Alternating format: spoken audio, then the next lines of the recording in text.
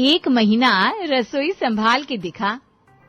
हे माता जी, बस यही सुनने को रह गया था। अरे आशु के पापा कहाँ हो आप, जरा बाहर तो आओ।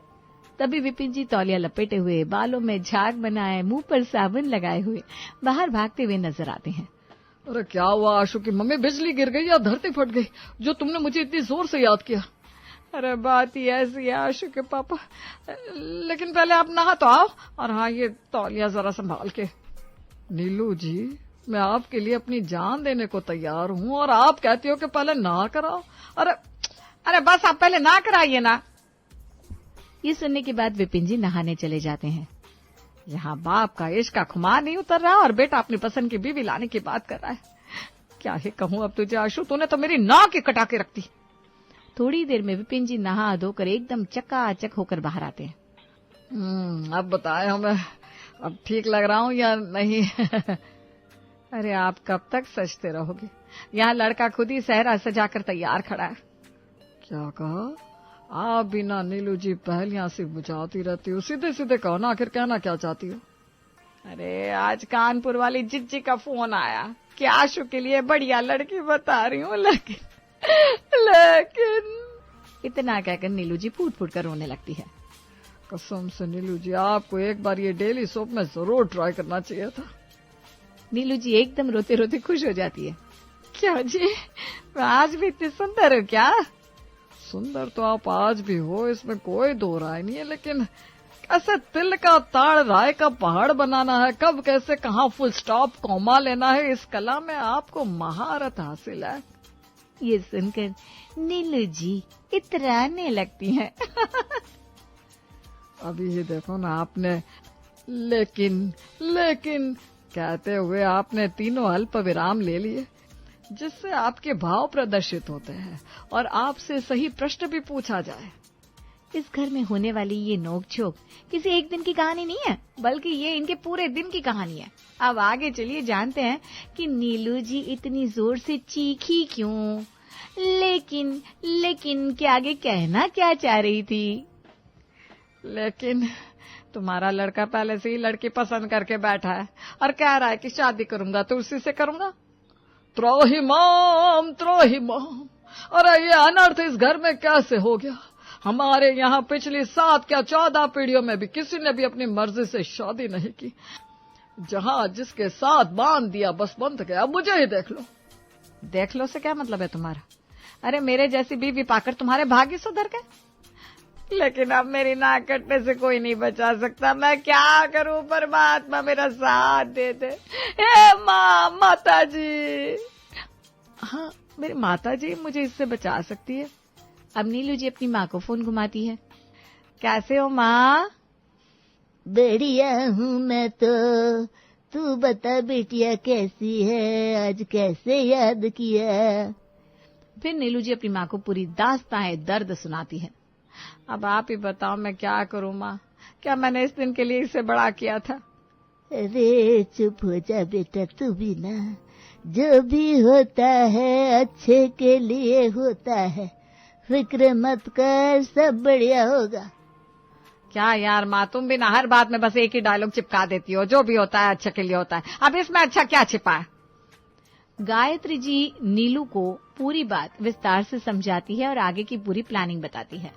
अब आगे देखिए होता है क्या, बड़े धमाके होंगे या फिर सुतली बम की तरह फुस हो जाएंगे। तूने सुन लिया ना, बस जैसे जैसे कहा तू वैसे वैसे करती जा।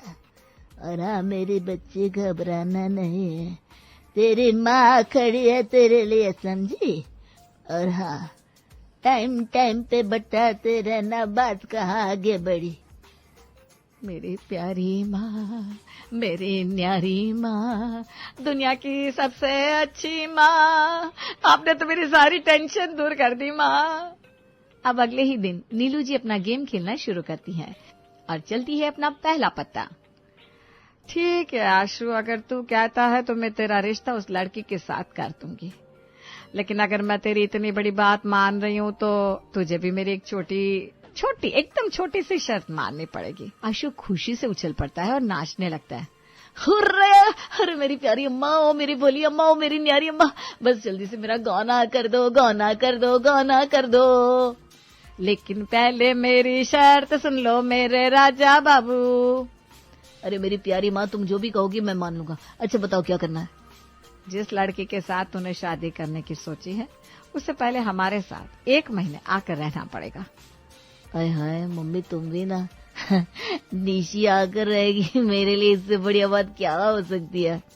लाल, ओ मेरे सपूत, मैं यहाँ कोई उसकी आरती उतारने के लिए नहीं ला रही हूँ, बल्कि मैं उसे यहाँ ट्रेनिंग देने के लिए लाने को कह रही हूँ। ट्रेनिंग? कैसी ट्रेनिंग मम्मी? रसोई की ट्रेनिंग। बस उसे उस ट्रेनिंग में पास होना होगा, उसके बाद शादी पक्की। ठीक है मम्मी, अब मुझसे शादी करने के लिए निशी इतना तो कर ही सकती है। आशु थोड़ी देर बाद निशी को फोन घुमाता है। निशी, मेरी जाने मन।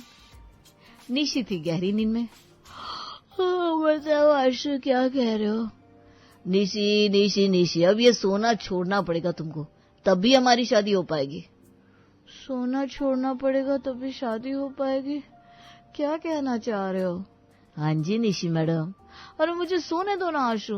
अरे घड़ी देखो, 11 बजने को आ रहे हैं। अगर तुम ऐसे ही सोती रही तो फिर हमारी शादी भूल जाओ। अगर सीधे सीधे बताना है तो बताओ, वरना मैं फोन रखती हूँ। वैसे भी कल वेब सीरीज देखते देखते मुझे सुबह के 4 बज गए थे।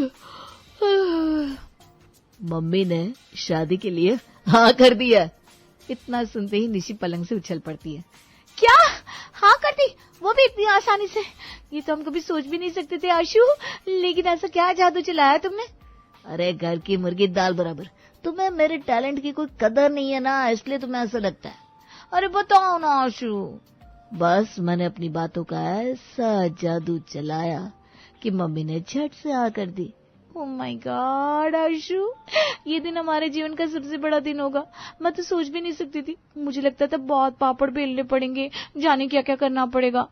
मुझे सच में एक पहाड़ तोड़ने जैसा काम लग रहा था, लेकिन इतनी आसानी से हाँ कर दी।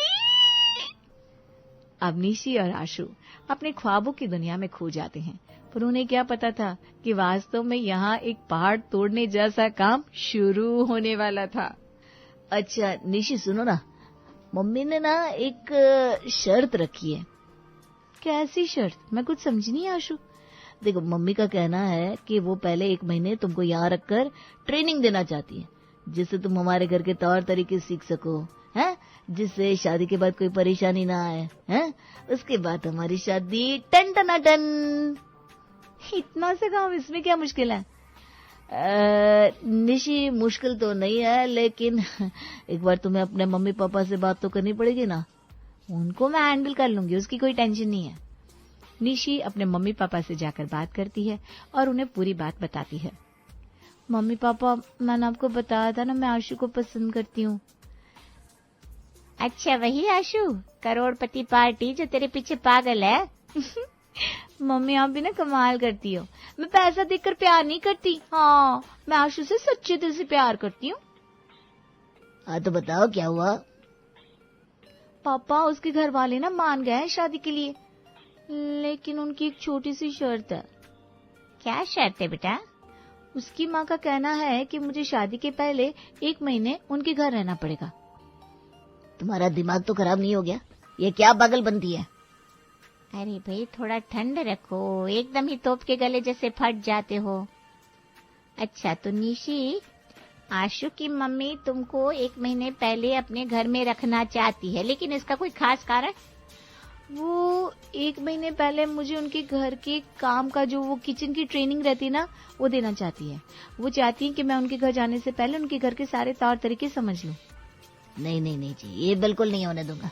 अरे हमारी थोड़ी बहुत तो इज्जत है समाज में, उसका क्या होगा? हाँ हाँ पता है, बहुत बुरे भर भर की इज्जत है ना तुम्हारे समाज में। अरे शांत रहिए ना आप। पापा अगर आप हाँ करते तो ठीक है, वरना मैं भाग जाऊंगी।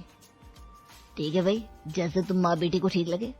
अब निशी जी पहुंच जाती है सिंगल परिवार की होने वाली बहू बनकर, और इधर निशी के चरण जैसे ही घर में पड़ते हैं वैसे ही नानी गायत्री देवी अपना संदूक उठाए चली जा रही हैं। नीलू, नीलू जरा मेरा ये संदूक तो उठा। देख तेरी माँ आ गई। अरे नानी, आप यहाँ अचानक कैसे? क्या तुझे मेरा आना अच्छा नहीं लगा क्या आशु बेटा? तब तक शिखा भी आ जाती है। नानी आ गई, मेरी प्यारी नानी। सच में बेटियां ही घर की असली रौनक होती है। तुम लड़कों का क्या ही कहूँ अब। तभी नीलू जी निशी के साथ आती हैं। ये बच्ची कौन है नीलू? अपने पड़ोस की है क्या? Thank you for watching. नहीं माँ, ये तुम्हारी होने वाली पोत बहू है। क्या नीलू बहू हमारे आशु की बहू है? हे विधाता, मैं कितनी खुशकिस्मत हूँ कि मुझे ये दिन देखने को मिला। ला बेटा तेरा हाथ चूम लूं, नहीं तो मैंने तो सोच लिया था अब मुझे बिना पोत बहू का मुंह देखे ऊपर जाना पड़ेगा। जा निशी बहू, सबके लिए एक बढ़िया सी चाय बना कर ला। निशी डरते डरते किचन में जाती है। बढ़िया सी चाय तो तब बनती ना जब निशी ने अपने घर में कभी बनाई होती। मम्मी जी, कितने कप चाय बनेगी? 5 कप हमारे, बाकी तू भी पिएगी तो 6 कप बना ले। और नहीं तो क्या मैं रह जाऊंगी क्या? एक क्या, मैं तो 2 कप पी लूंगी। मम्मी जी, दूध कहाँ रखा है? फ्रिज में। अब निशी फ्रिज में से पतीला निकालती है और कप से दूध नापना चालू करती है। अरे बाप रे, ये इतना भारी पतीला और 6 कप छानना है। पहला कप छानते ही निशी से ढेर सारा दूध स्लैब पर गिर जाता है। देवा रे देवा, अब क्या करूं? जल्दी से साफ कर देती हूँ। मम्मी जी, अदरक कहाँ है? फ्रिज में ही होगी बेटा, रुक मैं आती हूँ, अभी तुझे कुछ भी मिल नहीं रहा है ना। नीलू जी रसोई में आती है। ले बेटा, ये रही अदरक, इसको घिस ले जरा। इधर निशी अदरक घिस रही है, उधर नीलू जी चीनी डाल देती है। तभी नीलू जी का फोन बजने लगता है। माँ, ये किसी का फोन है? हाँ हाँ आती हूँ, रुक जरा। इधर नीलू जी फोन पर बात कर रही है। मम्मी जी, चाय पत्ती कितनी डालूं? बस 2 चम्मच। ये कहकर निशी चाय बनाना शुरू करती है। बनाते बनाते 15 मिनट हो जाते हैं। क्या हुआ निशी बेटा, चाय अभी तक बनी नहीं क्या? आई आई नानी जी, आपके यहाँ की चाय थोड़ी अलग है ना, हमारे यहाँ ऐसी चाय नहीं बनती। निशी के हाथ की चाय देखकर सबके होश ही उड़ जाते हैं। ये क्या है? क्यों? अरे बेटा, ये पानी जैसा दूध, मतलब ये माजरा क्या है? आप ही ने तो कहा था अदरक डाल दे और साथ में 2 चम्मच, तो मैंने वही किया। तभी नीलू जी रसोई में उठकर जाती है और फटा दूध और 2 चम्मच पतीले में पड़े देखकर सब समझ जाती है और अपना माथा पीट लेती है। अब रात होती है और डिनर की तैयारी शुरू होती है। निशी बहू, तो फटाफट से आटा लगा और तवा गैस पर रखकर खड़ी हो जा, मैं बस 10 मिनट में आई, फिर सबके लिए रोटियां बनाएंगे। इतना कहकर नीलू जी रसोई से निकल जाती है और बाहर का काम समेटने लगती है। 10 मिनट बाद रसोई में अपनी माँ गायत्री जी के साथ आ रही होती है।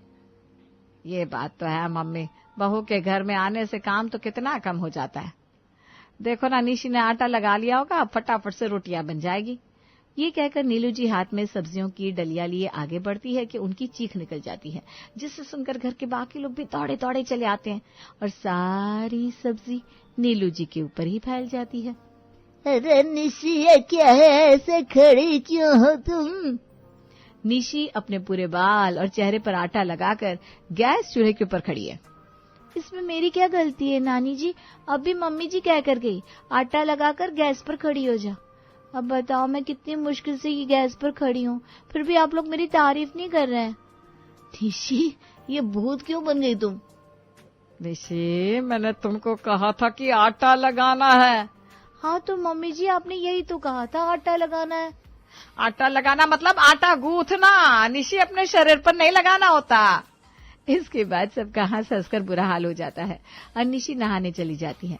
अब अगले दिन गायत्री जी नीलू जी से कुछ कह रही थी, जिसे निशी भी सुन रही थी। यस निशी, अब सही मौका है अपने नंबर बनाने का। आज तो नानी को खुश करके रहूंगी।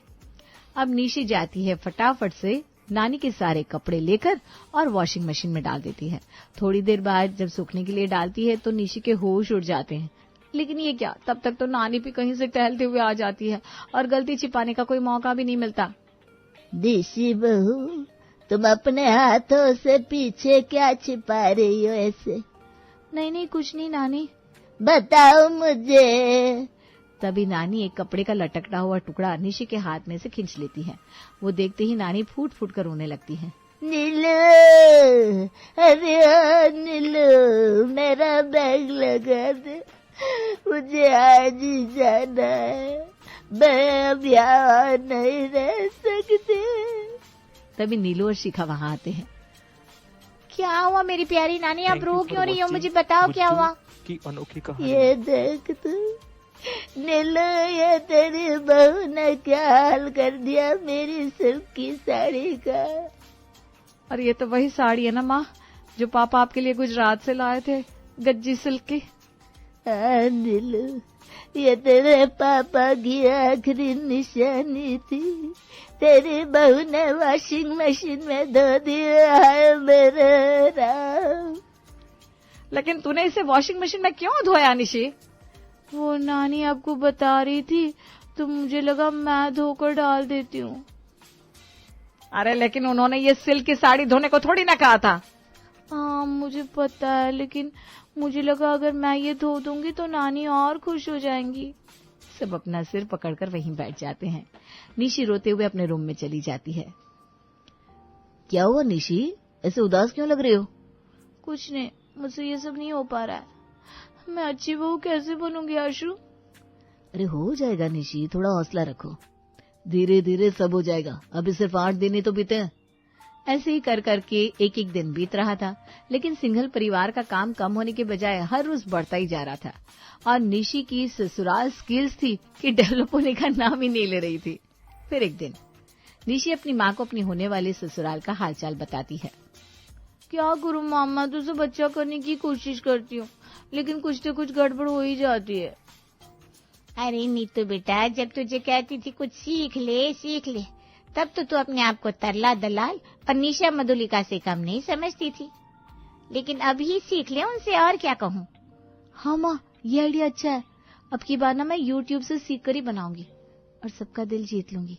देखना, आपकी बेटी आपकी नाक कटने नहीं देगी। अब अगले ही दिन निशी को ये शुभ काम करने का मौका मिल जाता है। नीलू, वो हमारे पुराने मकान वाले मिश्रा जी और उनके साथ वो जुनेजा जी आज आ रहे हैं। लेकिन आज अचानक क्यों भाई, कोई खास बात? हाँ, कह रहे थे आशु के लिए कोई बढ़िया रिश्ता है उनकी निगाह में, लेकिन मैंने उनको मना कर दिया कि नहीं भाई, आशु के लिए तो अभी हमें नहीं देखना। तो फिर कहने लगे शिखा के लिए भी अच्छा लड़का है, अगर आपकी इच्छा हो तो बताइए।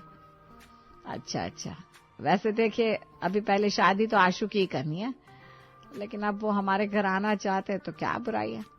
वही तो ना, बस आज उनके फेवरेट दम आलू जो तुम बनाती हो ना, वो बना लेना। ठीक है निशी, आज दम आलू बनाना है, मैं बनाऊंगी, तुम साथ में खड़े होकर देखना कि कैसे बनता है। नहीं मम्मी जी, दम आलू मुझे बहुत अच्छे आते हैं, आप बस एक बार फरमाइश तो करिए। आज तो तूने मेरा दिल ही बाग बाग कर दिया। ठीक है, बना ले। और हाँ, इस बात का ध्यान रखना कि जो हमारे खास मेहमान आने वाले हैं उन्हें सब्जी में दालचीनी बहुत पसंद है, एक्स्ट्रा डाल देना, और एक्स्ट्रा गरम मसाला भी ध्यान से डालना। जी मम्मी जी। इतना कहकर नीलू जी चली जाती हैं और निशी YouTube पर वीडियो देखना चालू करती हैं। कभी शिखा तो कभी नानी तो कभी नीलू जी आती हैं। अब सवाल तो नाक का था जो कटनी नहीं चाहिए थी, और आखिर दोपहर के खाने का समय हो चला था। सब्जी बनी नहीं क्या निशी? बस मम्मी जी, अभी बनाती हूँ। अब निशी के लिए एक तरफ कुआं तो एक तरफ खाई थी, और निशी सब्जी बनाना शुरू करती है और सारी बातों को ध्यान में रखते हुए दम आलू की सब्जी बनाई जाती है, और उसमें दालचीनी भी डाली जाती है और गरम मसाला भी। अरे नीलू जी, खाना बना के नहीं, वो लोग बस आते ही होंगे। तभी मिश्रा जी और जुनेजा जी भी आ जाते हैं। आइए भाई साहब। निशी, सब्जी रेडी है ना? जल्दी से उन लोगों के लिए थाली लगा, मैं सलाद काट देती हूँ। तूने तो आज मेरा काम बड़ा ही हल्का कर दिया, वरना मैं सुबह से लग जाती तो अभी तो थक कर चूर हो जाती। जी मम्मी जी, सब रेडी है। निशी थाली लगाकर मेहमानों के सामने ले जाती है। मेहमान खाना शुरू करते हैं। बड़ी प्यारी बच्ची है। हमारी होने वाली बहू है मिश्रा जी। अच्छा भाई साहब, इसलिए आज आपने मना कर दिया। पहला कोर मुंह में रखते ही मिश्रा जी की शक्ल पर तो जैसे 12 बज गए। अब ना उनसे निगलते बन रहा था, ना ही उगलते, और अब तो जुनेजा जी भी अपने चेहरे से यही स्थिति बयां कर रहे थे। कैसी सब्जी बनी है भाई साहब, बताया नहीं आपने। अरे आज हमारी बहू ने बनाई है। विपिन जी सब्जी खाते हैं। नीलू ये तो घनघोर मीठी सब्जी है, और ये क्या इसमें दाल ही दाल डाली हुई है। हाँ ये तो सही कह रहे हो आप, और ये मसाला भी खड़ा खड़ा है सारा, लेकिन मैंने तो देखा ही नहीं, थाली निशी ने लगाई थी। निशी जरा इधर आओ। तभी निशी और आशु के साथ साथ गायत्री देवी और शिखा भी आते हैं। क्या हुआ मम्मी, अपने निशी को बुलाया? हाँ मेरे लाल, तेरी होने वाली बीवी ने बड़ा ही ऐतिहासिक कारनामा जो किया है। बेटा ये सब्जी मीठी, और इसमें दाल कौन डालता है बेटा? ये दम आलू थे, कोई सांबार तोड़ी ना था। और ये देख खड़े खड़े मसाले। मम्मी जी आपने कहा था दालचीनी डालनी है, साथ में गरम मसाले भी, तो मैंने बस वही किया, दाल और चीनी डाला, साथ में सारे मसालों को खूब अच्छे से गरम गरम करके। वहां सब पेट पकड़ पकड़ कर हंसने लगते हैं, लेकिन नीलू जी गुस्से से लाल पीली हुई जा रही थी, जिसे देखकर निशी शताब्दी ट्रेन की स्पीड से अपने कमरे में जाती है और राजधानी एक्सप्रेस की स्पीड से अपना ब्रीफकेस उठाकर घर से निकल जाती है। देखा नीलू, मैं न कहती थी, जो होता है अच्छे के लिए ही होता है। अब इसमें अच्छा क्या है मम्मी?